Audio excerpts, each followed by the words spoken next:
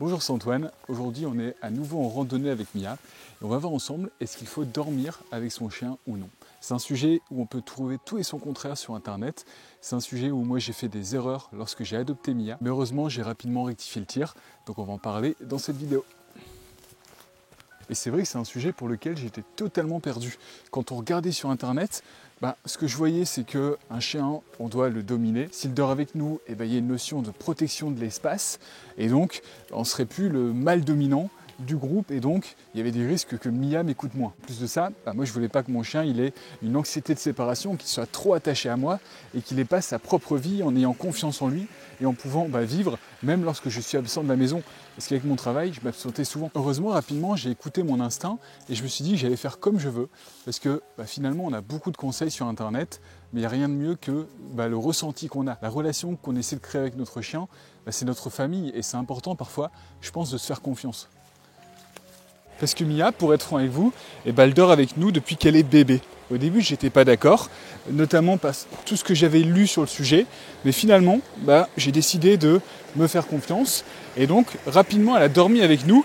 Et en fait, le seul risque qu'il y a aujourd'hui pour son état d'esprit et pour son comportement, c'est qu'elle me pique la place dans le lit. Et Mia, elle n'a pas développé de problème d'anxiété de séparation, de problème de comportement lié à mes absences ou à un attachement qui est trop fort, parce que tout simplement, dans le cadre de sa vie autour de ça, on a fait en sorte qu'elle n'ait pas ces problèmes. Et on le voit dans la vie de tous les jours. En fait, Mia, parfois, elle va venir dormir dans le lit, au bout du lit, parfois, elle va se mettre par terre, parfois, elle dort dans le couloir parce qu'il fait chaud ou qu'elle a envie d'être tranquille. Donc c'est elle qui a son propre choix, c'est elle qui fait ses choix, c'est elle qui décide si elle a envie de rester avec nous ou non. Mia, tu viens ? Et je dirais même, en fait, finalement, avec le temps, que le fait que votre chien dorme avec vous, ça peut être un atout au niveau de l'anxiété de séparation. Notamment lorsque vous l'adoptez, vous adoptez un chiot qui vient d'être séparé de sa famille, qui est seul, qui n'a plus sa mère pour s'occuper de lui, et donc tout ce qui lui reste comme point de repère, c'est vous.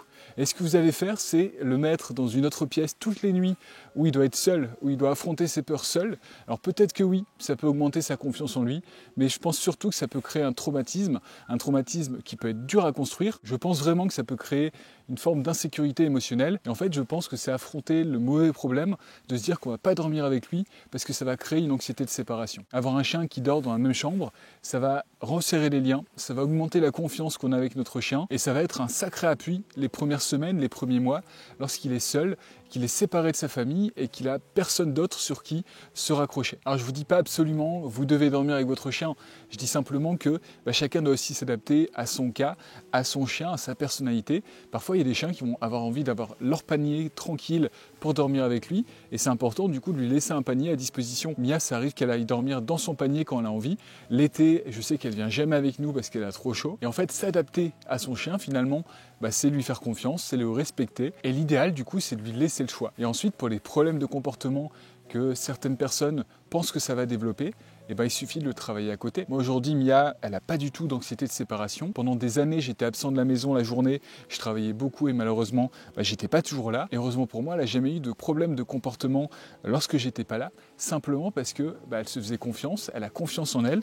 J'ai essayé de travailler ça et je continue de travailler ça avec elle. Et je pense qu'avec la bonne méthode, on peut tout à fait dormir avec son chien. Donc n'hésitez pas, je pense, à écouter votre instinct, à vous faire confiance, à voir votre ressenti. Si vous voyez que votre chien il commence à avoir une anxiété quand vous n'êtes pas là, il y a plein d'astuces que vous pouvez retrouver un peu sur ma chaîne et sur plein d'autres chaînes francophones pour travailler ça, éviter de faire les mauvaises erreurs. Je pense que notre but, c'est d'avoir un chien qui est plus heureux et qui est bien dans sa peau. D'ailleurs, j'ai fait une checklist sur le sujet qui est disponible en description de la vidéo. Moi, je vais retourner en randonnée avec Mia et je vous dis à très vite pour la prochaine vidéo. Au revoir. Tu viens, Mia ? Allez, viens, viens.